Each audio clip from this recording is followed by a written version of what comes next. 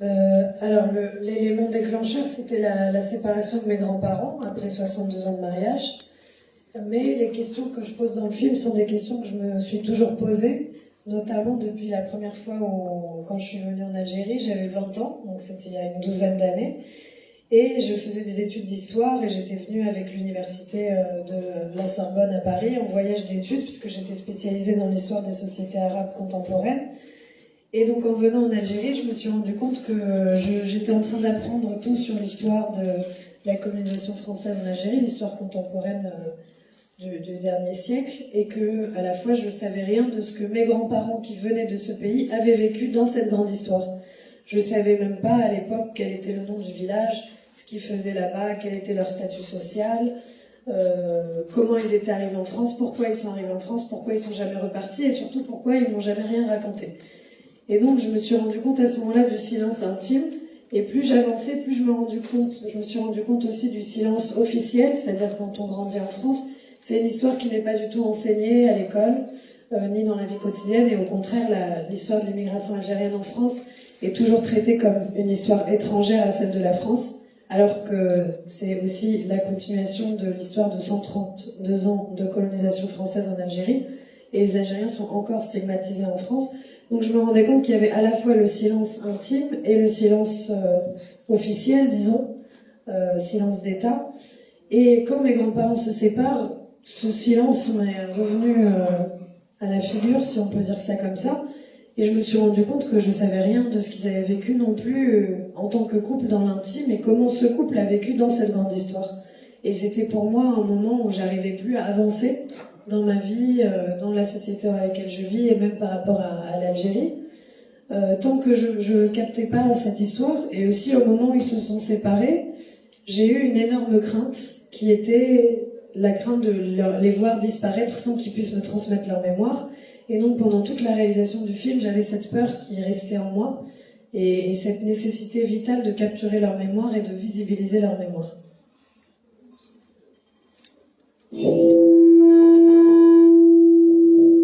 On voit aussi dans le film, à un certain moment, où on passe du rire aux larmes. Le moment de ta grand-mère où elle parle, ou du moment quand on parle de la guerre d'Algérie, du 8045. Comment elle a fait Lina pour jouer avec ces moments, les faire passer ça? Je pense que quand ils se sont séparés, je suis allée filmer très très vite. J'avais jamais fait de film avant, c'est mon premier film. J'avais jamais vraiment utilisé une caméra, donc j'ai tout découvert d'un coup, c'est-à-dire filmer, réaliser et à la fois avoir un rapport avec les personnages. Et en fait, je savais qu'il y avait cet humour qui existait chez ma grand-mère, qui avait toujours ce rire, mais je sentais qu'il cachait quelque chose. Et chez mon grand-père, je savais qu'il y avait ce silence, mais je sentais que ça cachait quelque chose aussi. Donc c'est vrai qu'au départ, quand j'ai démarré, j'ai commencé vraiment comme une petite fille qui voulait des réponses à tout, en pensant qu'on allait me répondre de manière concrète et précise. Et j'ai compris rapidement qu'il y a beaucoup de choses qui resteraient dans le silence, dans le non-dit. Et petit à petit, j'ai aussi compris que ce silence ne cachait pas un secret ou des secrets, mais cachait une douleur qui était la douleur du déracinement, la douleur de l'exil, et une souffrance qu'ils ont gardée en eux toute leur vie sans la transmettre. En fait, sans la transmettre avec des mots, mais ils l'ont quand même transmise. Et petit à petit, j'ai compris que ce silence était la traduction de cette souffrance. Et donc, j'ai commencé à l'explorer, à l'analyser, à vouloir aussi voir comment le silence était transmis dans l'intime. Et donc, je voulais réactiver la mémoire sans être toujours frontale en posant des questions, parce que j'ai compris que certaines questions resteraient sans réponse. Et j'ai décidé de montrer des images d'archives notamment, des photos, de les emmener dans certains lieux de mémoire, aussi pour réactiver cette mémoire.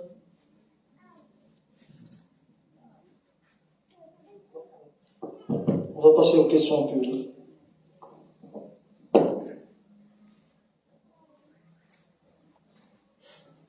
C'est le moment où jamais.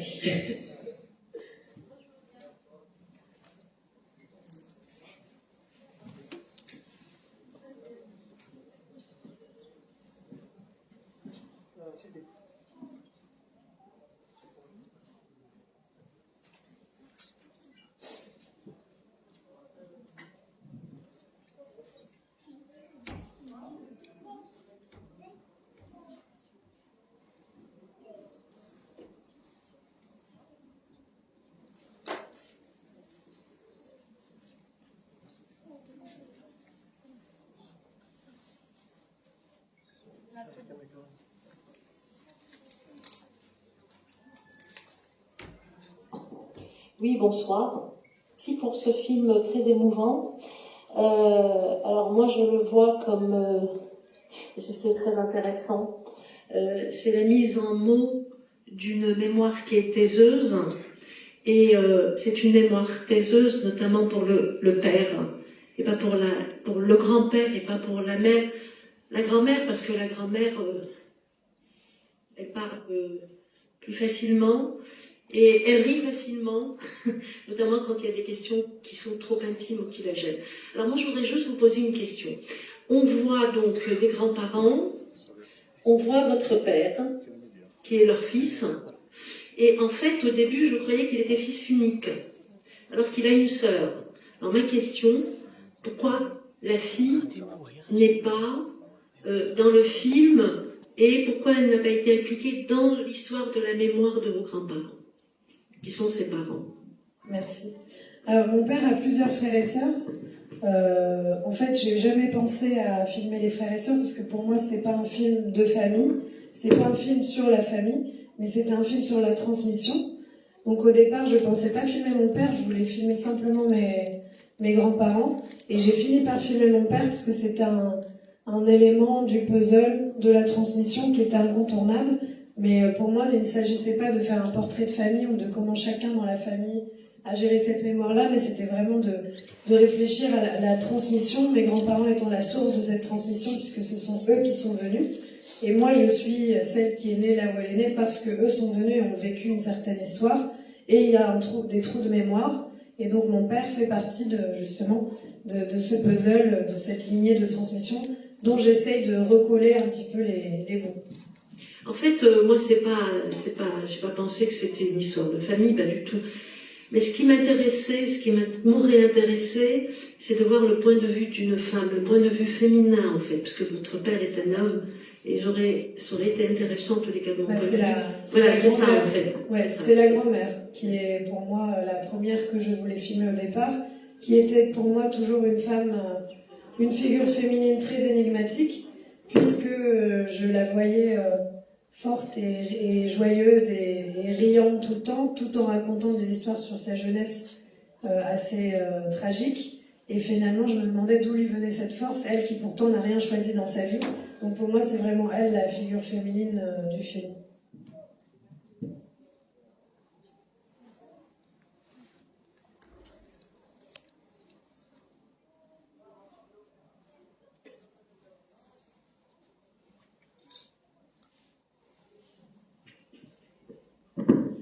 Bonjour tout le monde.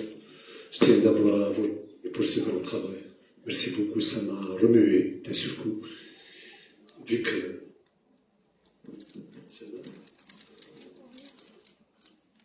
Voilà. Vous m'entendez bien? Oui. D'accord. C'est un travail qui m'a beaucoup remué, vu que je suis vraiment attaché, moi aussi, à ma grand-mère. Ce que j'ai adoré en cette femme, c'est de sa façon de refuser de pleurer.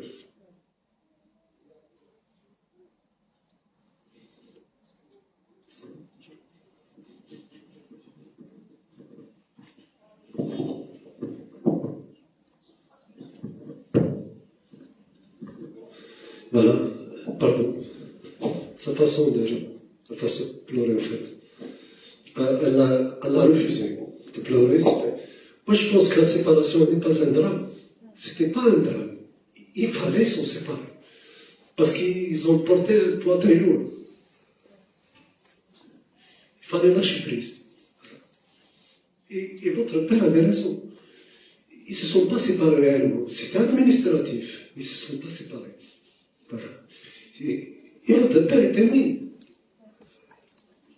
Le drame devait s'exprimer autrement. Il l'a exprimé à travers son travail de mine. Merci beaucoup. Merci à vous.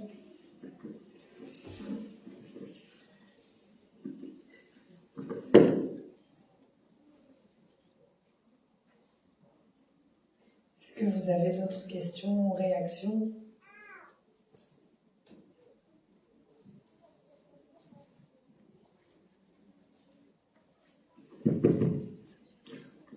bonsoir tout le monde. Merci Lina pour ta venue, merci pour tous ceux qui sont restés pour discuter du film.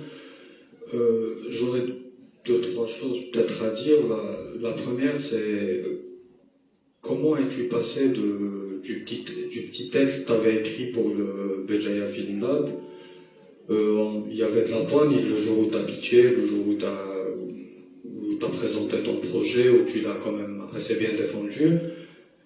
Franchement, je ne m'attendais pas à voir autant d'émotions dans le film. En fait, on a l'habitude de perdre des choses en cours de fabrication d'un film, mais là, c'est le processus contraire qui s'est réalisé, c'est qu'on a gagné en émotion, on a gagné en contenant et en contenu, surtout que tu dis que c'était la première fois que tu tiens une caméra, c'est ça?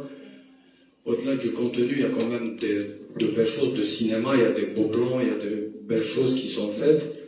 J'aimerais bien que tu me parles un petit peu de ça. Et aussi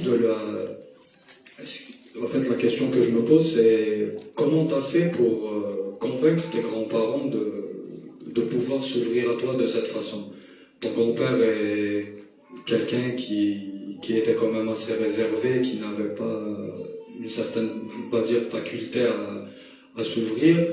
Et ta grand-mère aussi, malgré sa faculté à parler, à rire, a quand même ouvert les portes de sa cuisine, de son intimité, on va dire. Comment ça s'est passé le processus de fabrication du film, pas sur le plan technique, mais sur le plan réellement familial? Comment tu as pu convaincre ton père de dire ce qu'il a dit, et tes grands-parents de s'ouvrir comme ça, toi? Merci. Merci. Je pense que les deux questions se rejoignent. Quand j'avais pitché à Béjaïa, j'avais juste filmé ma grand-mère à ce moment-là. J'avais pas encore commencé à filmer mon grand-père. Parce qu'au départ, quand j'ai démarré, j'osais pas me confronter au silence de mon grand-père. Je le filmais de loin. Comme il va à Carrefour très tôt le matin, je me levais à 5-6 heures du matin pour essayer d'avoir des plans de lui qui se bougent dans l'espace.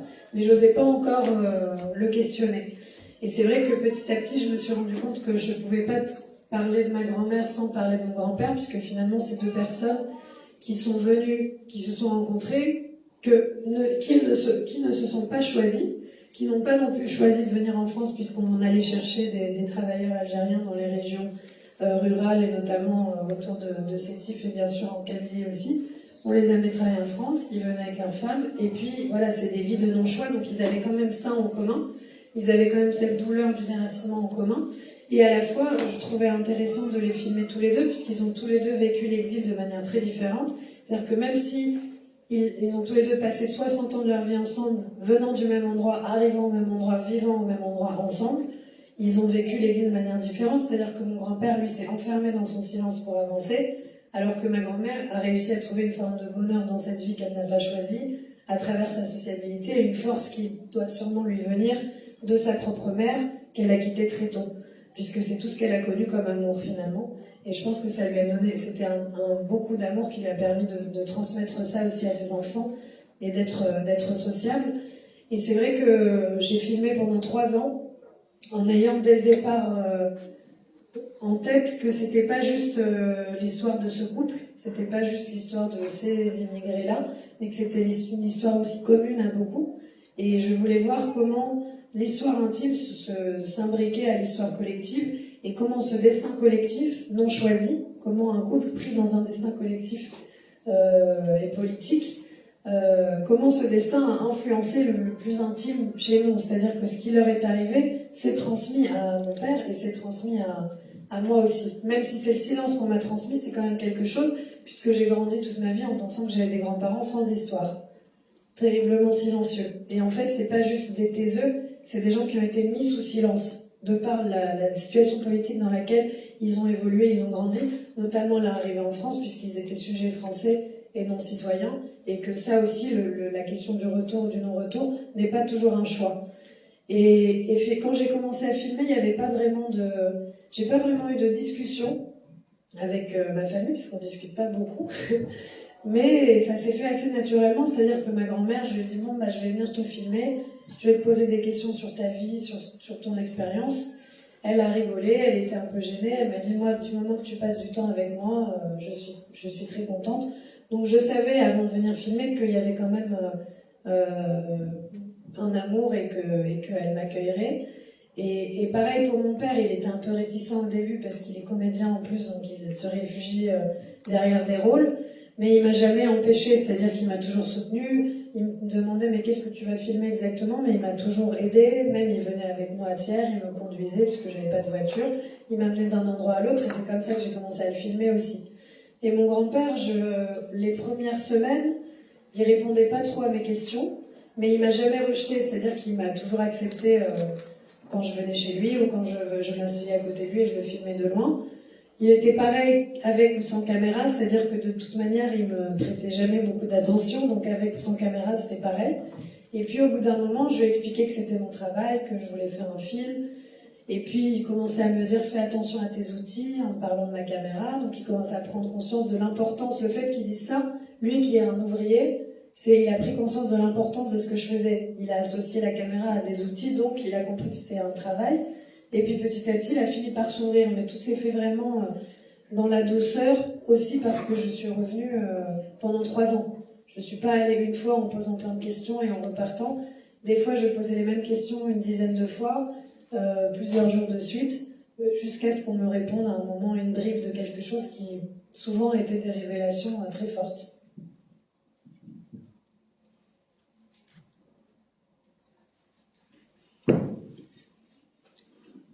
Donc, bonsoir. Je voulais vous remercier pour ce film.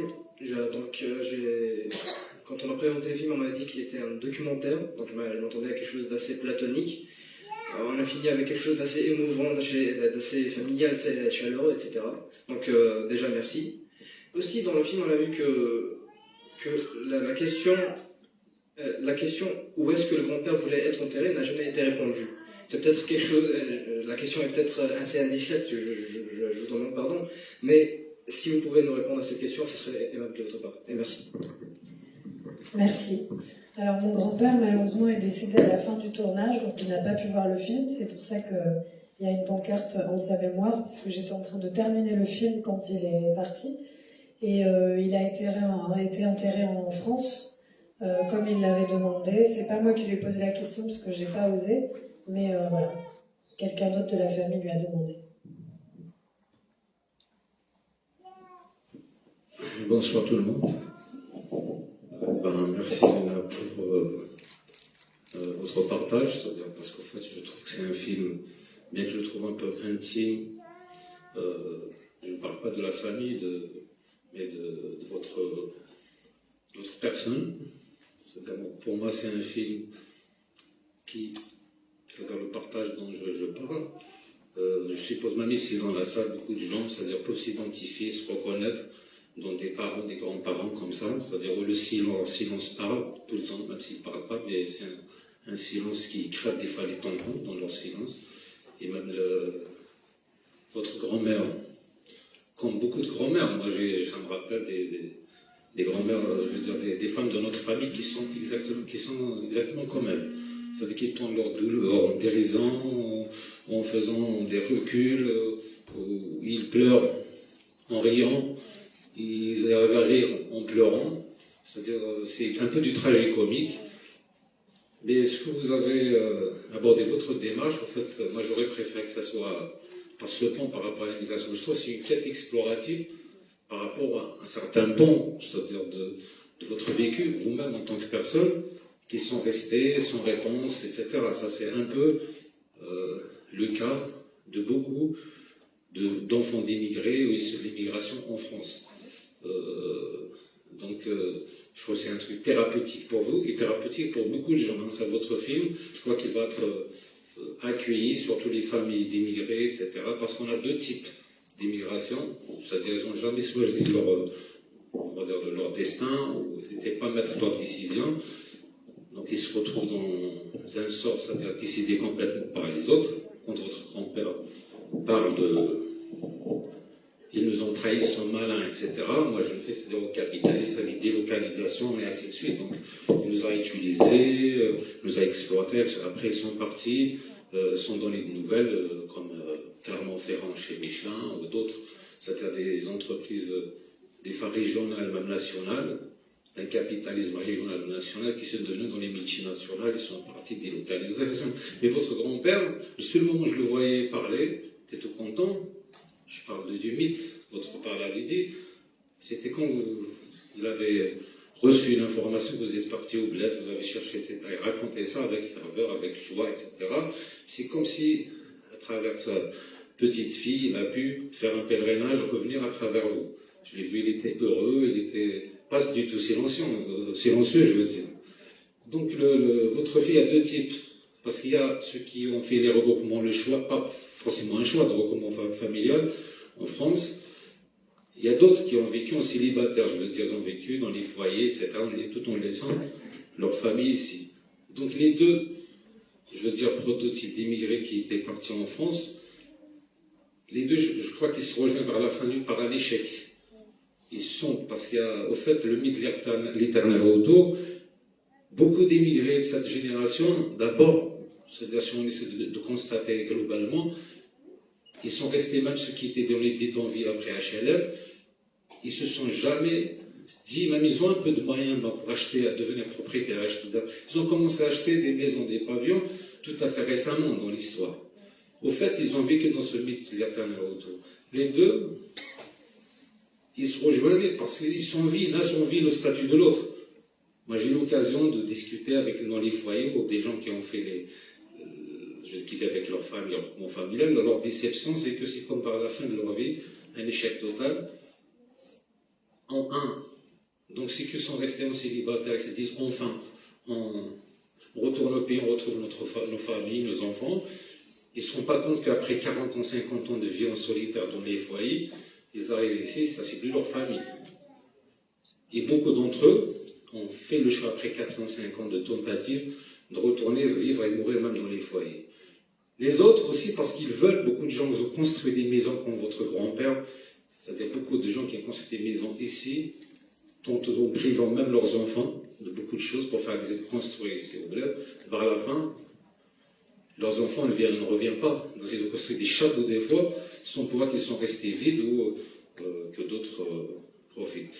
C'est-à-dire, ce que je veux dire, c'est un film utile et qu'il faut diffuser au maximum, ici même chez nous, parce que on est ici, beaucoup de gens ici qui sont aussi des enfants d'immigrés en célibataire qui sont restés ici. Donc ça, c'est une façon de partager, et c'est une façon, ça, il faut recevoir de films, dans le sens où passer un pan de notre histoire, où on n'y est pas par le cinéma, par l'image, ni par l'écrit, par quelques tentatives, je veux dire, non par des écrits historiques, par même romans, n'a été traité suffisamment pour qu'on puisse, c'est-à-dire nous connaître et nous reconnaître et pouvoir avancer. Et merci pour le film, et merci pour vous et tous les gens qui vous ont entouré. Merci beaucoup. Merci beaucoup.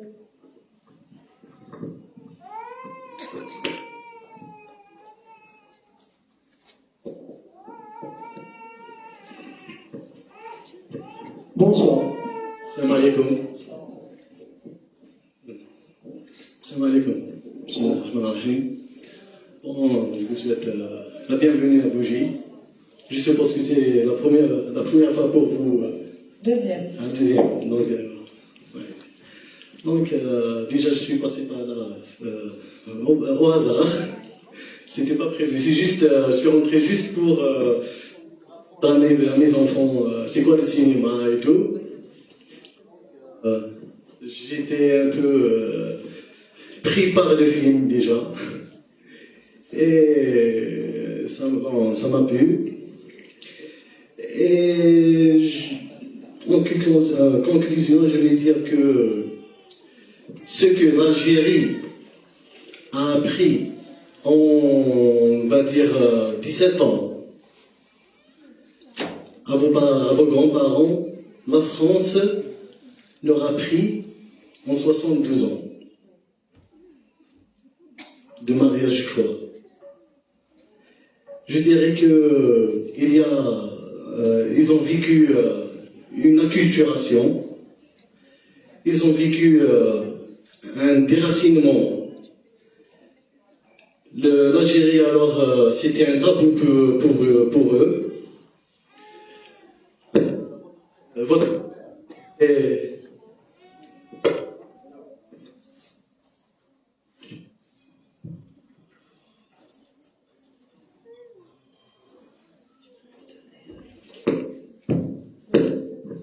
Là, il y a un autre micro. Là. Celui-là, il ne marche plus.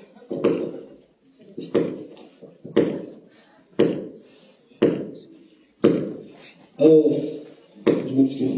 Je dirais que votre père était...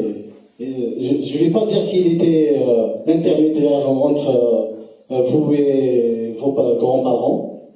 Je dirais plutôt qu'il était un obstacle. Ça, c'est mon avis avec Oulihan. Je dirais que vous êtes plus algérien que votre père.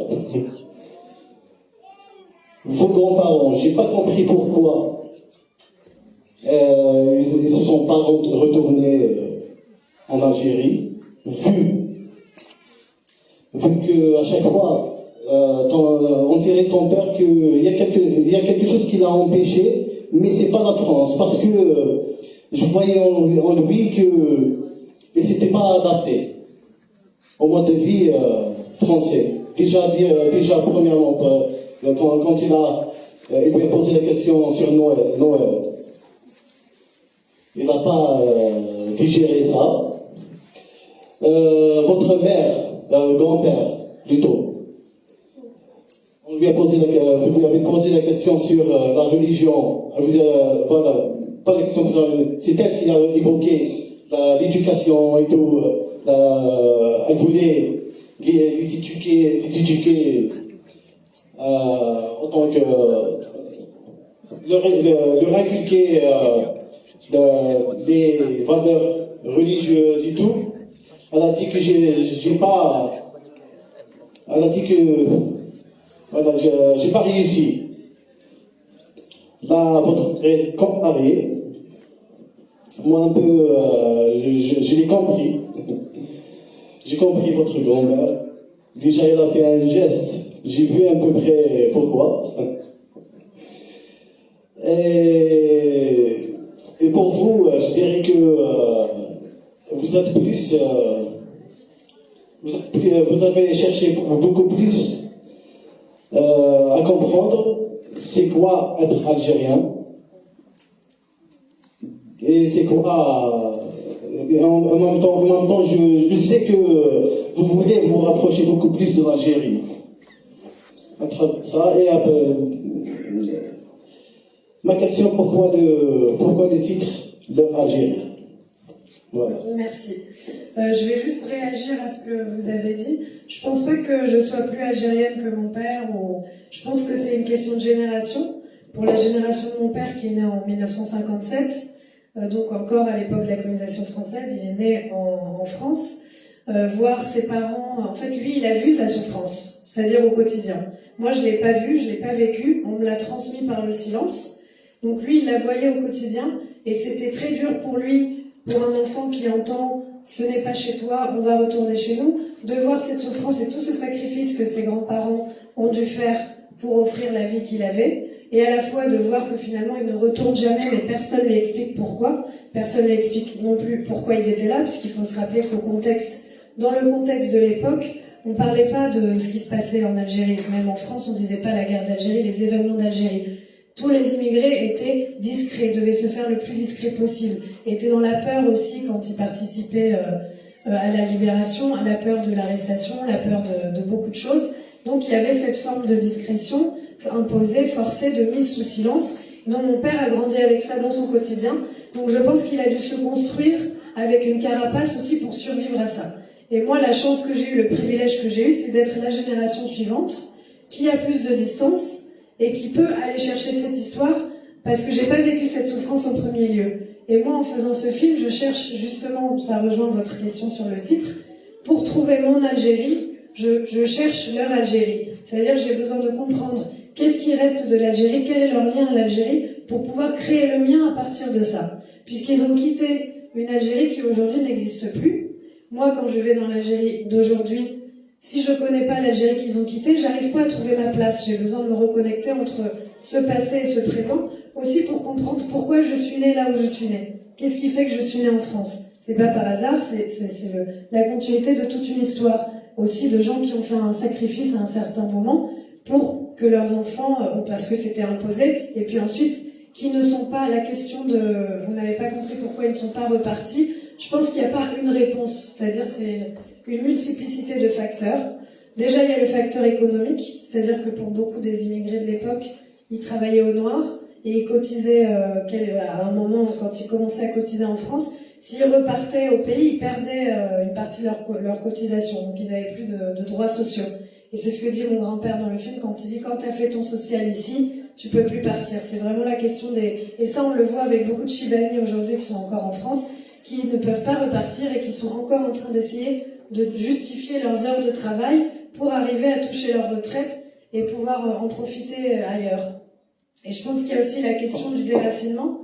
Comme ils ont vécu un déracinement très douloureux, et comme leurs enfants ont grandi en France, ils ne voulaient pas que leurs enfants soient de nouveau déracinés. Même s'ils leur ont dit votre pays c'est l'Algérie, les enfants ont commencé à s'enraciner en France aussi. Donc ce qui fait que je pense qu'il y avait une peur, ça je l'ai senti quand ma grand-mère aussi a dit personne nous a dit de partir donc on n'est pas parti. Et il y a toujours cette peur de devoir partir, de cette peur de quitter. Et c'est aussi ça le propre de l'exil, c'est que comme dit mon grand-père, quand on part on ne revient pas. Alors évidemment, il y en a qui arrivent à faire des retours parce qu'il y a des situations qui permettent de revenir et puis pour certaines personnes, c'est plus facile de retrouver un pays changé. Mais pour des gens qui n'ont pas choisi de partir, c'est difficile de retrouver une place dans le pays qui a aussi beaucoup changé. Et à la fois, mon grand-père, comme vous dites, n'a jamais vraiment trouvé sa place en France. Et c'est encore une fois le propre de l'exil puisque c'est un peu des vies en errance, en flottement. Voilà. Bonsoir. J'ai reçu des émotions inoubliables qui sont vraiment qui touchent. Et on a reçu aussi la violence, donc vous avez été fidèles. Donc ma question est-ce que c'est eux qui ont oublié l'Algérie ou bien c'est l'Algérie qui les a oubliés? Voilà, c'est bon. Je pense que tout le monde les a un peu oubliés et ils se sont oubliés eux-mêmes par conséquent. C'est-à-dire que c'est vraiment des mémoires invisibilisées à plusieurs niveaux, à la fois dans l'intime et dans le collectif et dans l'histoire de ces deux pays. Donc c'est vraiment le propre des mémoires invisibilisées, aussi de gens d'une certaine catégorie sociale qui n'avaient pas forcément accès justement à l'éducation et à la possibilité de transmettre son histoire, des gens qui ne se sont jamais racontés. Donc je pense que c'est un peu des deux.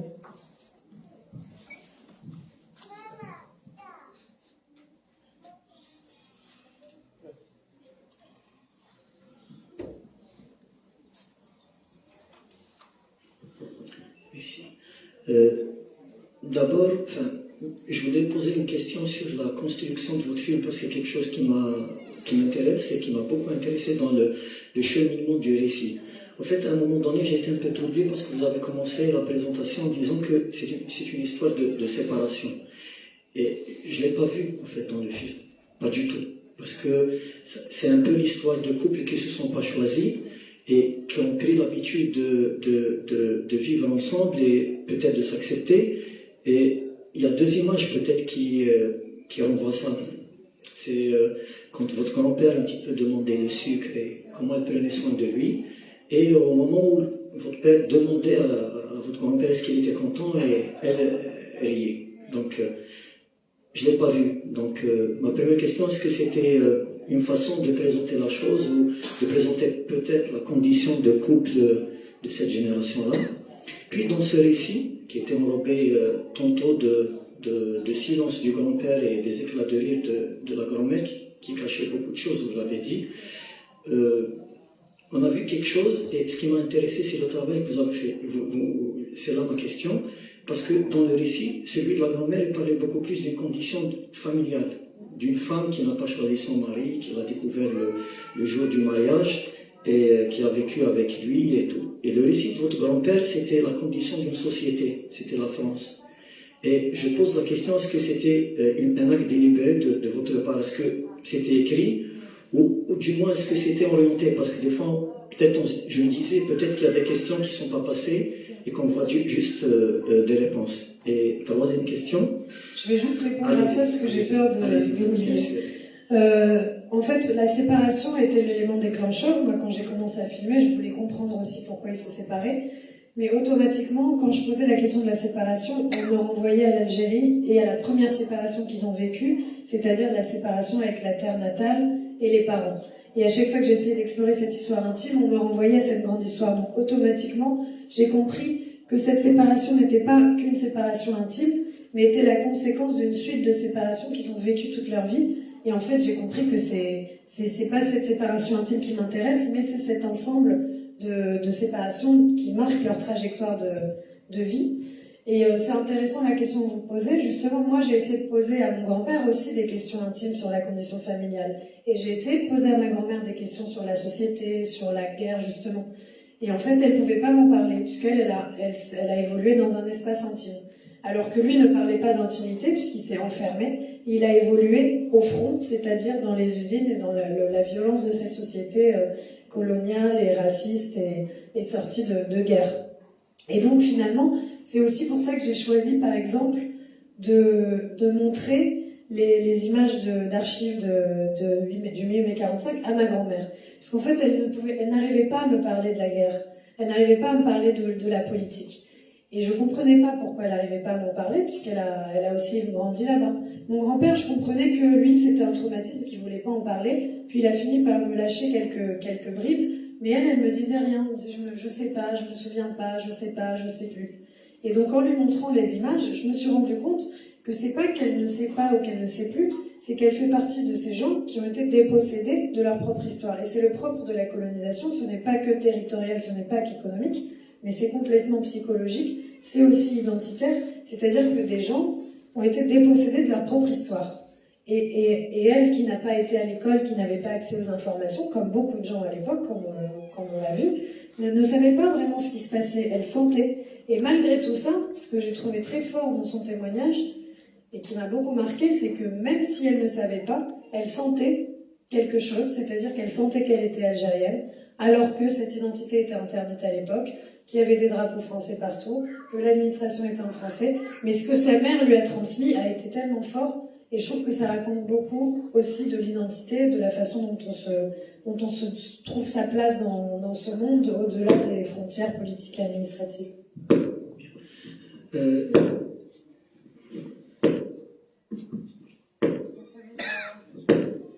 Là.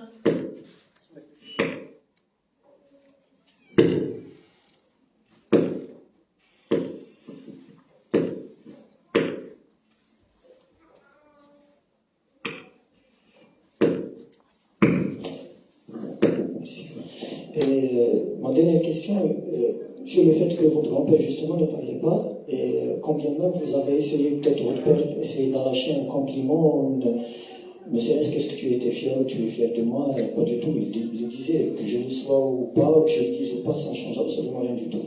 Et tout au long de la construction du film, ça a été tellement pesant ce silence, moi je l'ai ressenti comme ça.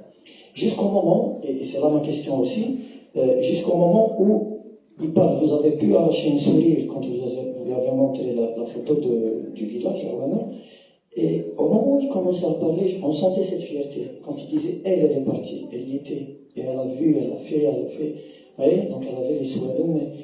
Et ma question, est-ce que dans l'ordre chronologique de vos prises de vue et de votre travail, est-ce que c'est arrivé à la fin du film, ou est-ce que vous avez décidé de le poser à ce moment-là comme une sorte d'épilogue à tout ce silence pesant? C'est-à-dire vous avez mis quelque chose qui à un moment donné sonnait comme une réponse ou comme une délivrance plutôt, je voulais dire. Une délivrance, parce que c'est là où on le voyait, et franchement, personnellement, j'ai vécu comme un petit soulagement. Je me suis dit, mais finalement, et c'est toute l'humanité que vous démontrez finalement, vous dites.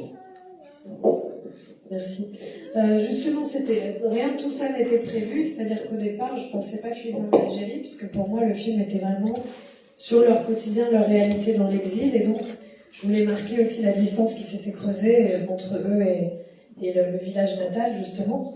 Et finalement, le parcours du film en Algérie, à travers Béjaïa, quand j'ai gagné une résidence à Alger, en étant à Alger, je regardais les images que j'avais tournées de mes grands-parents et j'entendais le nom du village, Naouamel. Et donc j'y suis allée et c'était spontané, c'est-à-dire que je suis allée sans vraiment savoir ce que j'allais trouver, ce que je cherchais. Et puis j'ai filmé, et puis j'ai rencontré des neveux de mon grand-père qui m'ont dit que la première chose qu'ils m'ont dit quand je les ai vus, c'est « Ah, mais Aïcha et Mabrouk, ça va pas trop ». J'ai dit « Bah comment vous savez ?» Ils m'ont dit « Bah il nous a appelés ». Donc moi j'ai réalisé à ce moment-là, il a fallu que j'aille jusque là-bas, qu'il gardait un lien, mais qu'il gardait complètement en secret pour lui.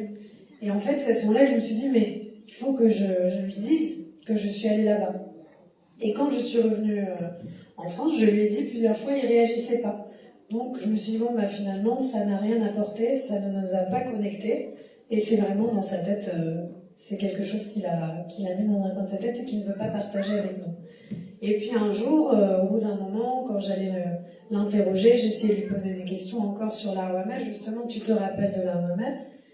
Et là, j'ai dit, bon, bah, je vais lui montrer les images. Mais ça s'est fait de manière très spontanée. Et quand j'ai vu sa réaction, ça a été presque une résolution, comme vous dites, un soulagement, où je me suis dit, mais c'est incroyable parce que à ce moment-là, on est en train de vivre quelque chose qui est de l'ordre de la transmission, justement, qu'on réactive. C'est comme si je lui donnais une note d'espoir et que tout n'était pas perdu. Et je pense que c'est vraiment... la construction du film correspond au parcours du film et mon processus à moi, d'où je suis partie à vouloir poser des questions, avoir des réponses, la découverte du sens du silence, et ensuite essayer de réactiver la mémoire et le lien, justement.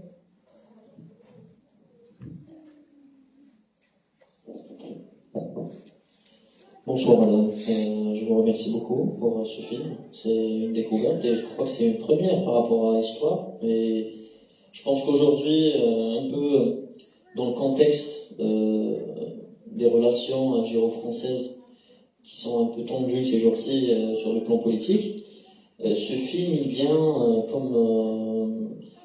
comme je sais pas si on peut dire la plaie qui se rouvre un petit peu, et où on évoque une facette cachée de l'histoire qui n'a pas été évoquée précédemment par les différents films historiques qu'on a déjà vus.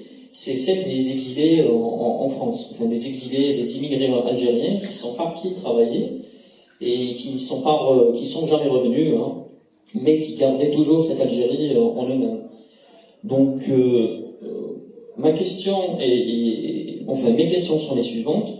Vous, en tant que réalisatrice, vous vous situez où par rapport à cette Algérie? Est-ce qu'aujourd'hui, vous vous dites que vous êtes algérienne ou française ou franco-algérienne?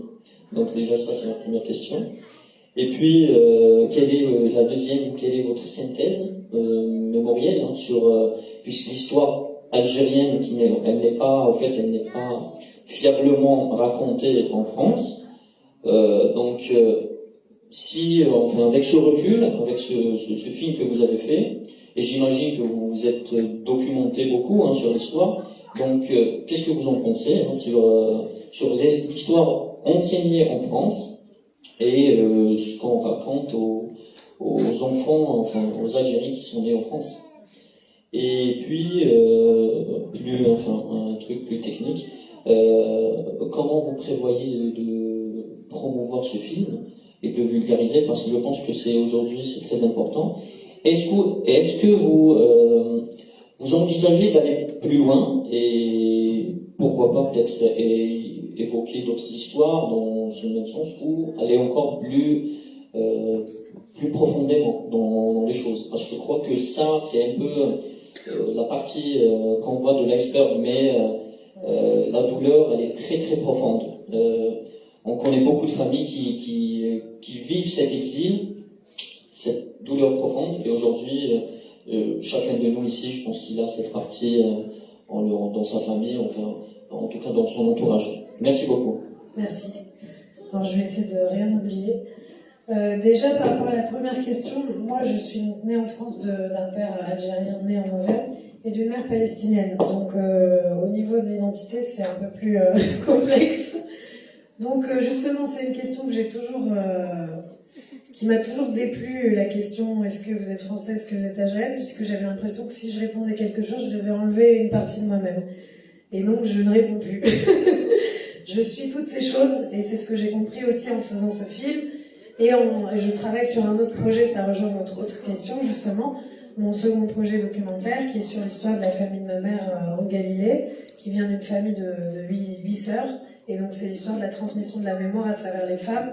Donc de nouveau l'exploration de la mémoire intime, dans la mémoire collective bien sûr des Palestiniens, mais à travers la force des relations entre les femmes et à travers les générations. Donc c'est des thématiques qui m'intéressent. Je sais que sur le sujet de l'immigration algérienne, il y a beaucoup de plus en plus de gens de ma génération qui travaillent sur le sujet, qui d'ailleurs ressortent aussi des travaux qui ont été faits, qui ont été oubliés, comme les travaux de Abdelmalek Sayad, qui a écrit, un sociologue, La double absence et beaucoup de choses, Karima Lazali, qui est une psychiatre qui parle aussi du trauma colonial. Donc il y a beaucoup de choses qui sont en train de ressurgir. Mehdi Charef aussi, qui a écrit beaucoup de livres et qui n'est pas assez mis en avant par rapport à ce qu'il apporte à la littérature, justement.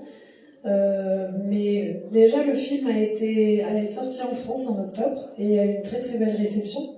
On a eu beaucoup de projections que j'ai accompagnées, presque une quarantaine, voire une cinquantaine. Et ça a été très très fort puisque justement je me suis rendu compte à quel point c'est une histoire commune à beaucoup et beaucoup ne se sont jamais vus au cinéma avant et donc c'était très fort de pouvoir partager ça et je pense que il y a beaucoup de jeunes qui m'ont dit ça m'a donné envie de faire la même chose ou je suis aussi en train de filmer mes parents, mes grands-parents ou en train de faire un livre. Du coup je pense que c'est un élan important de pouvoir montrer que c'est possible et qu'on peut trouver notre place dans l'espace cinématographique et même dans le roman national entre guillemets. Mais au-delà de ça, le film a été montré dans beaucoup de pays aussi, dans la région Afrique du Nord et Moyen-Orient. Donc il a été montré en Palestine, au Liban. Il va bientôt faire une sortie en Tunisie. Il a été montré en Jordanie, en Égypte. Donc il a pas mal tourné. Et puis il sera diffusé aussi sur Al Jazeera à la fin de l'année prochaine. Et il a aussi tourné en Europe, il a fait une tournée en Suède, donc il est parti un peu partout, en Espagne, en Italie, en Allemagne, aux Pays-Bas. Je suis pas allée partout à cause du Covid, mais même aux États-Unis, il y a un festival de cinéma arabe-américain qui l'ont projeté, et au Québec aussi, puisqu'il y a une communauté algérienne importante à Montréal aussi, et il y a des festivals consacrés au cinéma d'Afrique. Et donc voilà, j'ai eu beaucoup de chance que le film tourne partout et justement c'est très important pour moi d'être ici aussi. C'est une tournée qui est vraiment très forte pour moi puisque justement chaque jour je suis dans une ville et je trouve ça incroyable de pouvoir repartager le film ici puisque ici c'est aussi la source de toute cette histoire. Même s'ils sont partis, c'est ça que moi j'essaye d'explorer. Donc voilà, je sais que j'ai de la chance parce que c'est pas évident de sortir des films déjà en ce moment avec le contexte et en Algérie. Donc voilà, je suis très heureuse de pouvoir le présenter et j'espère qu'il pourra aussi faire partie de programmes éducatifs. Je sais qu'en France, il y a des programmes cinéma au lycée. À Alger, on l'a projeté à l'Institut français pour un lycée. C'était très bien de pouvoir le projeter aux jeunes aussi. Et évidemment, en France, il y a un gros souci de mémoire, de devoir de mémoire. Je sais que c'est une question d'actualité, donc il y a beaucoup de gens qui se rendent compte de ça. Après, il faut voir quel chemin ça prend, parce que de l'autre côté, aussi politiquement, on est dans quelque chose de très sensible, oui, enfin surtout qu'on est dans une droite, extrême droite, donc c'est très difficile. Mais bon, c'est des pôles qui s'opposent peut-être parce qu'il y a du changement à venir, donc il faut garder espoir et continuer. Surtout, le plus important, c'est de se raconter, et que toutes ces mémoires individuelles puissent exister pour enrichir cette mémoire collective.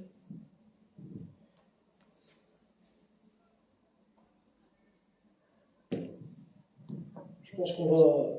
Dernière question.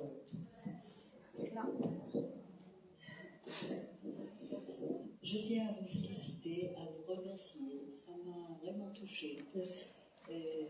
Parce que, je dirais, c'est un documentaire, un film documentaire, qui a... qu'on peut...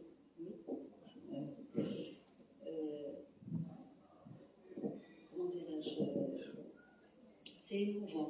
D'un côté, il est émouvant.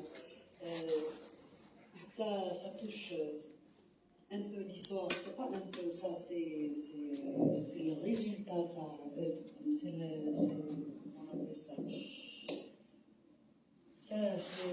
C'est ce qu'a engendré la colonisation ou la guerre de libération. C'est l'impact. Je veux dire, c'est l'impact qu'il y a eu. Et c'est un impact de... Comment dire? Je cherche mes mots. Je dirais pas que c'est pas l'aboutissement, mais la conséquence.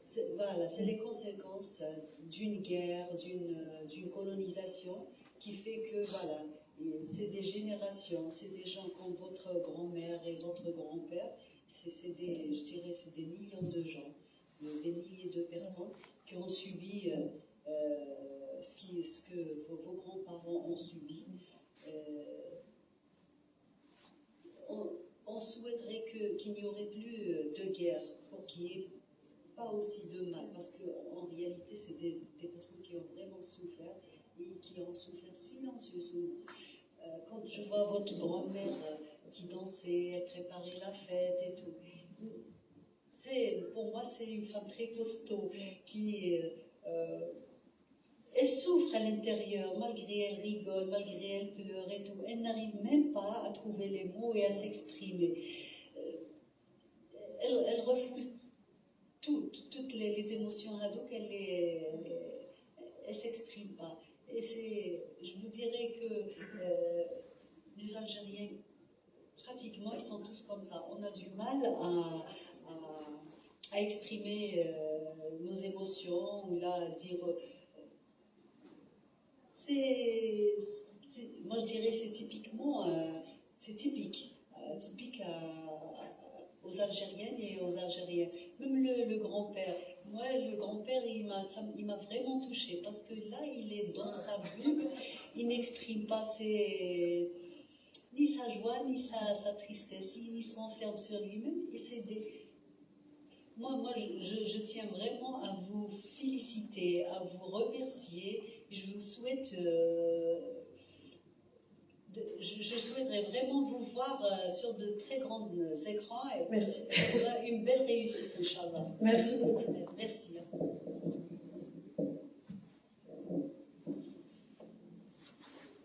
Donc, je pense qu'on va finir sur cette dernière intervention. Et je vous invite à la balade littéraire qui va se tenir à la Maison de la Culture de Guéïef, qui va être animée par Nadia Aix sous son livre L'ombre d'un doute, le samedi 18 décembre à 14h.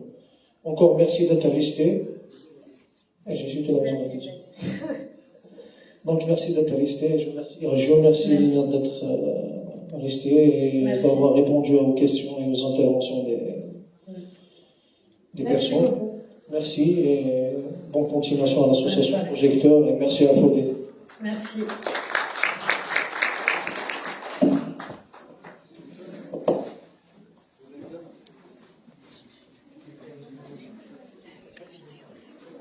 C'est un live, un dernier mot. Ah, c'est un live. Pour le site El Haoura. Ah bon merci beaucoup à tout le monde d'être venu. J'étais très heureuse de partager le film Abul Jaya. Merci beaucoup. Et c'est un merci.